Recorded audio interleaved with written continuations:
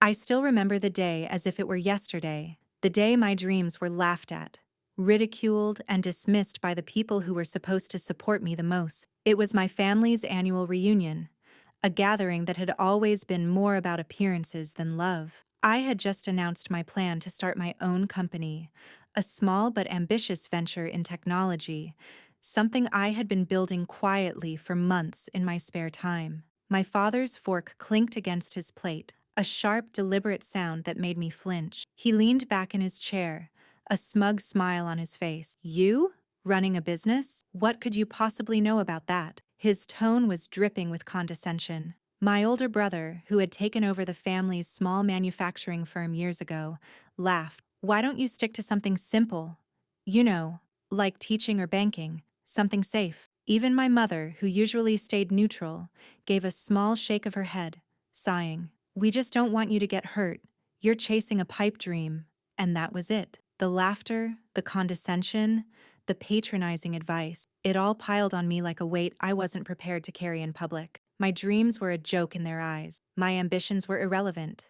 My ideas, meaningless. But deep inside, I felt a fire ignite. I had always been the quiet one, the one they overlooked, the one who was told to follow instead of lead. And now, instead of shrinking, that humiliation became fuel. I clenched my fists under the table, staring at them, seeing not family, but obstacles, not critics, but reminders of why I couldn't fail. I excused myself from the table, stepping outside into the chilly autumn air. The wind bit at my face, sharp and unforgiving, but it matched my resolve. I wasn't going to argue with them. I wasn't going to plead or explain. That would be pointless. I needed results. I needed action. I began by learning everything I could about business, finance, and technology. Nights and weekends, I buried myself in books, online courses, and networking. I didn't have investors, mentors, or inherited capital. I had nothing but grit, determination, and an obsession with proving them wrong. I remember one night, months into my journey, sitting in my tiny apartment, staring at a spreadsheet I had been working on for hours. My phone buzzed with a text from my brother. "Are you still wasting your time with that dream? Just come work here. You'd make a safe living." I smiled at the screen. Safe. That word had become a trigger for me. They wanted me to be safe, to follow the path they had laid out, to remain small. But small was never in my vocabulary. That moment, alone with my thoughts and the soft hum of my laptop, I vowed silently, one day I will show them the real meaning of success. And when I do, they'll wish they had believed in me. I started small, freelance projects, consulting work, anything that could build credibility and cash flow. I reinvested every dollar into my company, learning marketing, coding, client management, and supply chain logistics. My life became a discipline of relentless focus. Sleep was a luxury. Social outings were non-existent. Every action, every decision was aligned with a single purpose: to turn my vision into an empire. Years went by. The ridicule faded from their conversations as I stopped discussing my plans. They didn't need to hear about the small wins, the late-night breakthroughs, the pitches and contracts I was landing. My success had to speak for itself, and when it did, I wanted them to feel the full weight of their skepticism. I remember the first major contract that changed everything: a deal with a regional tech distributor that gave my company credibility, exposure, and revenue beyond what I had imagined possible. I celebrated alone, quietly savoring the moment. My family didn't call. They didn't congratulate me. They had already decided I would fail. Their silence became the soundtrack of my motivation. By the fifth year, my company had grown beyond the small apartment I started in. We had a modest office, a growing team, and clients across multiple states. Every milestone I reached was a small victory, a step closer to the day when my family would no longer dismiss me. But I waited. I needed not just success. I needed total leverage. I needed to hold the reins. I needed a stage where I was not just competing, but commanding. Then came the opportunity, the acquisition of a mid-sized company in our industry. It wasn't flashy, but it had connections, infrastructure, and the potential for exponential growth. I worked tirelessly on the acquisition, analyzing finances, negotiating terms, and ensuring that my vision for integration would be flawless. My family remained unaware. They still saw me as the dreamer who was destined to fail. The day the acquisition closed, I finally had the power I had been cultivating for nearly a decade. Not just financial power, but operational and strategic control. And for the first time, the possibility of confrontation with my family became real. Not confrontation born of anger or revenge, but confrontation through undeniable, unassailable success. A few weeks later, my family gathered for another reunion. This time, I arrived not as the dismissed dreamer, but as a leader. I walked into the room wearing a suit tailored perfectly to my frame, confident, composed, radiating authority. The same faces that had laughed at my ideas now turned toward me, curiosity and unease flickering in their eyes. "Alex," my father said, almost reflexively. There was a hesitation in his tone I had never heard before. I replied, calm and deliberate. "I've been building something over the last 10 years, something you doubted, mocked, and dismissed." Their eyes narrowed, suspicion and disbelief mixing with a faint recognition of my presence as someone who had grown far beyond their expectations. I smiled, a measured, quiet smile. I wasn't here to argue. I was here to execute. "Would you like to see the company you refused to believe in?" I asked, my voice even but carrying weight. "The same company that now employs hundreds, manages millions in assets, and operates across multiple states?" The room went silent. My mother's hand hovered over her chest. My brother's jaw tightened. My father looked away, uncomfortable under the weight of reality. I continued. "And as for decisions regarding leadership, direction, and operations, those are now mine to make. And yes, that includes employment." There was a collective intake of breath. The shift in power, subtle at first, was now undeniable. I had waited for the perfect moment, and this was it. The room, filled with the people who had dismissed me, laughed at me, and mocked my dreams, now faced the consequences of their underestimation. I had not acted impulsively. I had built the power to execute a plan that was precise, strategic, and irreversible. And as the realization dawned on them, I knew one thing with absolute certainty. The dreamers, the patient, the relentless, those who quietly pursue their vision, ultimately define the rules, and those who mock them pay the price. After the family reunion, I knew one thing. I wasn't here to prove a point through words. Words were cheap. Laughter was easy to throw. The only thing that mattered now was power. Real, tangible control. The kind of control that meant decisions, salaries, and futures were mine to shape. And that meant taking over the family business. For years, my family's company had been the crown jewel of our lineage, a small manufacturing firm, profitable, with a loyal client base, and ripe for modernization.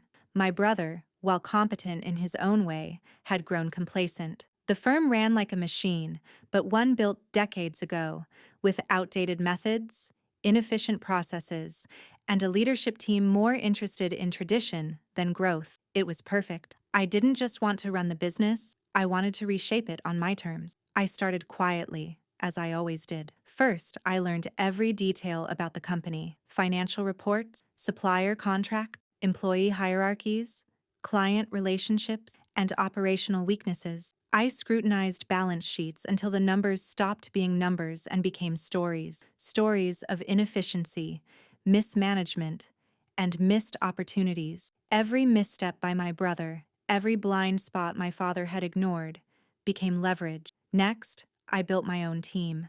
Not flashy, not flashy titles, just competent, hungry people who could execute a plan with precision. My former mentors, colleagues, and the top talent I had met over the years became the backbone of my operation. They were invisible at first, moving behind the scenes, learning the company inside and out, and preparing for the moment we would act. Meanwhile, my family remained unaware. They still treated me as the dreamer, the one who lived in fantasy, the one who couldn't possibly understand the real world. That ignorance was my advantage. They laughed at my growing company, brushed off my consulting successes, and underestimated me as always. Every laugh, every dismissive glance became fuel for my strategy. I began by buying small stakes in their company through intermediaries. Every purchase was meticulous, calculated, and anonymous. Weeks turned into months. Each transaction went unnoticed, each stake quietly increasing my influence. I wasn't bluffing, I was methodical, patient, and relentless. I wasn't just building a position, I was building inevitability. One evening, I was reviewing shareholder data when I realized I had crossed a critical threshold. I now controlled 35% of the company's shares, enough to be a major player, to demand transparency, to influence key decisions. I could see the cracks forming already. The board was still oblivious to who I had become. Then came the board meeting, a monthly formality that had always bored me, but now became the perfect stage. My brother strutted in, confident, smug, expecting routine approvals and polite discussions. I entered the room quietly, unnoticed at first, my presence unassuming. Then I revealed my position. "Good afternoon," I said, calm and measured. "I believe it's time to discuss the company's future. More specifically, who is responsible for steering it?" Heads turned. Confusion, disbelief, and a flicker of fear crossed my brother's face. My father's jaw tightened and my mother's hand trembled slightly on her purse. "Alex," my father said, "what are you talking about?" "I've acquired a controlling interest in the company," I explained, letting each word land like a brick. "And as of this meeting, I have the authority to make strategic decisions regarding leadership, operations, and personnel." Gasps filled the room. My brother stammered, "That's not possible. I run this company. We've run it for decades. You can't just—" "Yes, I can," I interrupted, calm but firm. "And I will." The meeting became a turning point. I outlined my vision: modernization of operations, restructuring of leadership, expansion into new markets, and accountability measures for management. Every point was backed by data, reports, and my team's meticulous analysis. The board, initially skeptical, had no choice but to acknowledge the logic, the evidence, and the financial necessity of the changes I proposed. And then came the coup de grace. I addressed my family directly. "Those of you who dismissed me, who mocked my ambitions, who treated my ideas as fantasies, you will have to step aside. Leadership decisions will now follow merit, not lineage or familiarity." My brother's face went pale. My father's usual arrogance faltered. My mother's expression was a mixture of disbelief and shame. For the first time in years, I had the upper hand, and I wielded it carefully, deliberately. Over the following months, I implemented changes meticulously. Key executives who were loyal to outdated methods were replaced, processes were modernized, new markets explored, and employees were empowered based on performance, not nepotism. Every change sent a clear message. The era of entitlement was over. The era of merit and accountability had begun. It wasn't easy. My family pushed back, tried to undermine my authority, and even spread rumors to destabilize my position. But I anticipated every move. My team was prepared, my research thorough, and my strategy airtight. Slowly, inevitably, the power shifted. What had once been their domain was now mine. The day I finally removed my brother from his managerial position was quiet but profound. He protested, argued, and pleaded, but the board had already endorsed my leadership. He had been part of the system that underestimated me, and now he had to witness the consequences firsthand. When he packed his office, there was no dramatic confrontation, no shouting, just the silent acknowledgement that the world had changed, and I was now in control. That quiet, unspoken moment felt more satisfying than any public humiliation could have been. By the end of the year, the company had transformed. Profits were rising, employee satisfaction was high, and the corporate culture had shifted completely. My family, who had mocked my dreams, were now completely aware that I had outsmarted, outworked, and outlasted them. And for me, the victory wasn't just in the power or the wealth. It was in proving a fundamental truth. Those who underestimate the quiet, determined, and strategic are destined to be left behind. Humiliation had been my starting point. Patience, planning, and relentless execution had been my weapons. And now, at the end of this chapter, I stood not just as the head of the company, but as a living testament to what ambition, discipline, and vision could achieve, even in the face of ridicule from those who were supposed to believe in you. The day came when subtlety wasn't enough. The time for quiet control and behind-the-scenes maneuvers had passed. My family had been warned, maneuvered around, and outplayed, but they still hadn't grasped the depth of my strategy. It was time to make the final confrontation, the moment where the arrogance, mockery, and dismissiveness they had shown me for years would meet reality. It started with a company-wide announcement.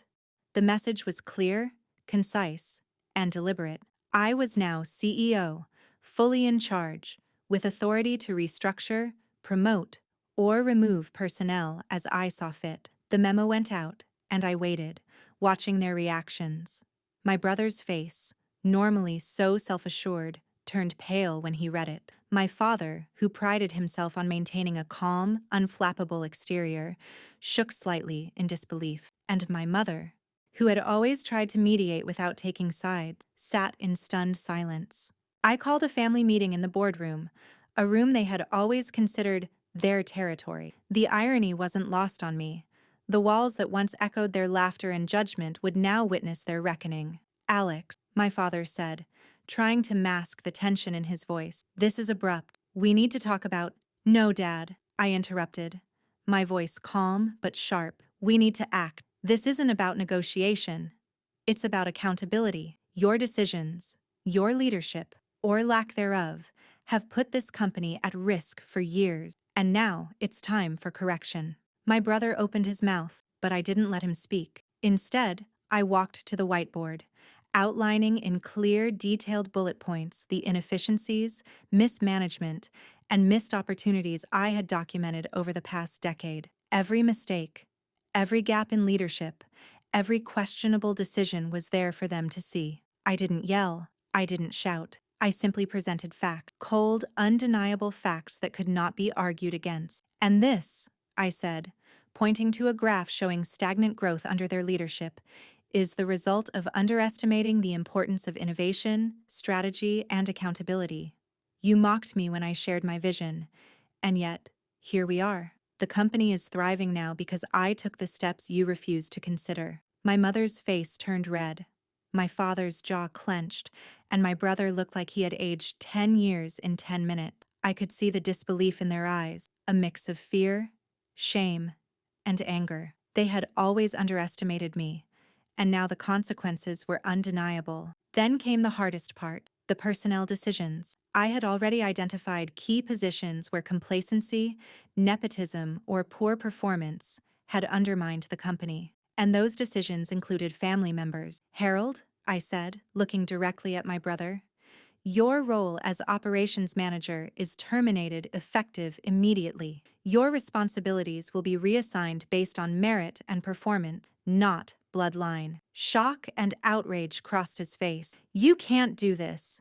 I've run this company my entire life." "You ran it into stagnation," I replied evenly. "And now it's time for leadership that understands the present and future, not just the past.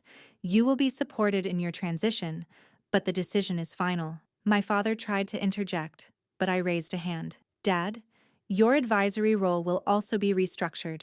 Effective today, I am the decision maker for all executive matters. You will no longer have unilateral authority or influence over company operations." The silence in the room was thick, suffocating. My family had always believed that hierarchy and legacy would protect them. They had always assumed that authority came with age and name.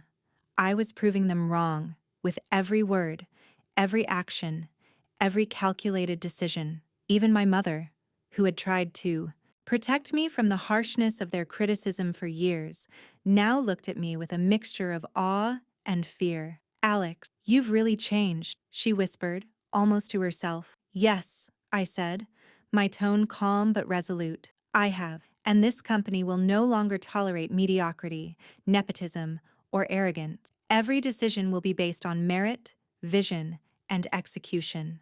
That includes your roles, as painful as it may be to hear." The confrontation was brutal, not because of shouting or anger, but because it was precise, deliberate, and unavoidable. My family had mocked my dreams, belittled my ambitions, and laughed at my ideas for over a decade. Now, they were being forced to confront the consequences, but I didn't stop there. This wasn't just about them, it was about the culture, the message, and the company I wanted to build. I turned to the rest of the staff, most of whom had quietly suffered under outdated management, favoritism, and incompetence. Effective immediately, we are restructuring leadership and operations, I announced. Promotions and responsibilities will now be based on performance, vision, and commitment. No one will be protected because of connections or family ties. The only standard here is excellence, and I expect everyone to rise to it. I could feel the tension shift. Some employees had feared change, others had hoped for it. Now, the air was charged with anticipation, energy, and a sense of justice. Then came the final, decisive moment, the termination letters for those who had undermined the company, including my family members who had failed to adapt. My brother, still in shock, watched as HR discreetly handed him a formal notice. My father received the restructuring plan, which stripped him of unilateral authority, and even my mother had her advisory role clarified in a way that limited her influence to ceremonial matters only. No one could dispute the logic, the fairness, or the inevitability. Every decision was based on performance, metrics, and accountability, not revenge, not spite, just justice through competence. When the meeting concluded, the weight of the moment settled over the room. My family, once dismissive and condescending, now sat in stunned silence. My authority, earned through years of preparation, strategy, and relentless execution, was undeniable. And as I left the boardroom that day, I felt a profound sense of satisfaction, not in punishing my family, but in proving a truth they had refused to accept. Dreams, patience, and relentless action outweigh entitlement, complacency, and mockery. From this confrontation onward, the company thrived under my leadership. Policies were updated, employees empowered, and growth became exponential. The family's ridicule had been transformed into a cautionary tale, a reminder that dismissing someone's vision carries real consequences. By the end of Chapter 3, I had fully asserted control. I had confronted the people who had belittled me, exposed the flaws in their leadership, and reshaped the company culture in a way that aligned with my vision. But the journey wasn't over. There was still one more chapter, one where my transformation, the company's rebirth, and the final lessons for my family would be realized. The months following the confrontation were intense. Every day felt like a test, not of my skills, but of my resilience. Reshaping a company that had been built on tradition, nepotism, and complacency was no small task. Change was never easy, but I had anticipated resistance and planned accordingly. Every decision I made, every restructure I implemented, was backed by strategy, data, and vision. The first step was solidifying leadership. I brought in experts in operations, finance, and marketing, people who had no ties to family loyalties or outdated habits. They didn't care who had been part of the old guard. They cared about results, and results were exactly what I intended to deliver. Next, I turned my attention to the employees, most of whom had been sidelined or ignored under my family's management. I met with them individually, listened to their frustrations, and gave them a vision. A company where merit mattered, where ideas were valued, and where every contribution was recognized. The energy shifted almost instantly. People who had once dreaded coming to work were now invested, motivated, and inspired. They were my allies, my army, and my proof that culture, not just ownership, was the real driver of success. Of course, my family continued to push back, albeit subtly. My brother tried to undermine decisions, hoping to leverage his old relationships with certain managers. My father attempted to sway some board members to question my authority, but every attempt backfired. My preparation, my strategic foresight, and my new team made it impossible for them to gain traction. Every move they made to destabilize the company only reinforced my competence and control. The company's performance skyrocketed. Within 6 months, profits doubled. Projects that had languished for years were completed efficiently. Client satisfaction improved, and new opportunities poured in from places my family had never considered. It wasn't just financial success, it was validation. Every metric, every report, every satisfied client was a silent, undeniable response to the ridicule and doubt I had faced for years. Then came the moment I had been waiting for, the annual company gala. This event was always my family's showcase, a place to display legacy, status, and connections. They had always loved this event because it reinforced their sense of control and superiority. But this year, the gala was different. This year, I was in charge. As the guests arrived, my family members were forced to witness the transformation. Executives who had once bowed to their authority now took direction from me. Employees who had endured favoritism and neglect were now confident, articulate, and proud, standing tall as representatives of a thriving company. Every detail of the gala reflected the new era: efficiency, excellence, and professionalism replaced complacency and entitlement. My father's expression shifted from pride to disbelief. My brother's smugness dissolved into frustration, and my mother, who had once doubted my abilities, finally recognized the truth she had ignored for too long. I had done more than reclaim the company. I had elevated it beyond what they had ever imagined possible. During the gala, I made my formal address. The room fell silent as I stepped to the podium, calm, confident, and fully in control. Ladies and gentlemen, I began. This company has a long and proud history, but history alone does not guarantee success. Leadership, vision, and dedication do. Over the past year, we have transformed not only our operations, but our culture. Today, I stand before you as the CEO of a company built on merit, accountability, and excellence. The applause was overwhelming. Employees cheered, executives nodded in agreement, and even longtime clients expressed admiration. But the most satisfying part was seeing my family's faces. They were forced to acknowledge that the company they had taken for granted, the business they believed they controlled, was now thriving because of my leadership. I didn't gloat. I didn't revel in humiliation. My victory wasn't about revenge. It was about proving that hard work, patience, and vision can overcome ridicule and doubt. I had turned mockery into motivation, underestimation into opportunity, and skepticism into achievement. Later that evening, my brother approached me quietly. "Alex," he said, his voice subdued, I didn't realize. You've really changed everything." I looked at him calmly. "I didn't change everything. I just acted where you and the others failed to. The company is bigger than all of us. That's what matters." He nodded, humbled. It wasn't a dramatic reconciliation, but it was acknowledgement, the first step toward respect. My father, too, approached later, his usual arrogance replaced with quiet acceptance. "You've proven yourself, Alex," he admitted. "I underestimated you, and I was wrong." I smiled. "Thank you. But it's not about proving myself to anyone.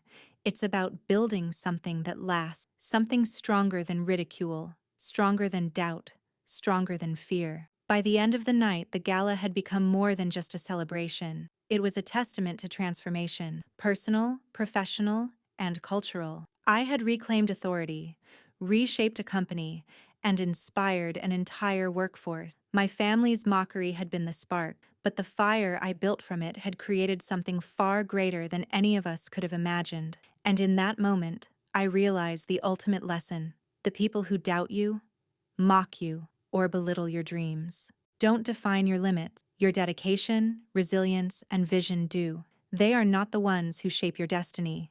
You are. I had faced humiliation, betrayal, and skepticism. I had endured doubt, mockery, and condescension. And yet, through patience, strategy, and relentless effort, I had not only survived, but triumphed. I had turned every insult into a stepping stone, every laugh into fuel, and every doubt into opportunity.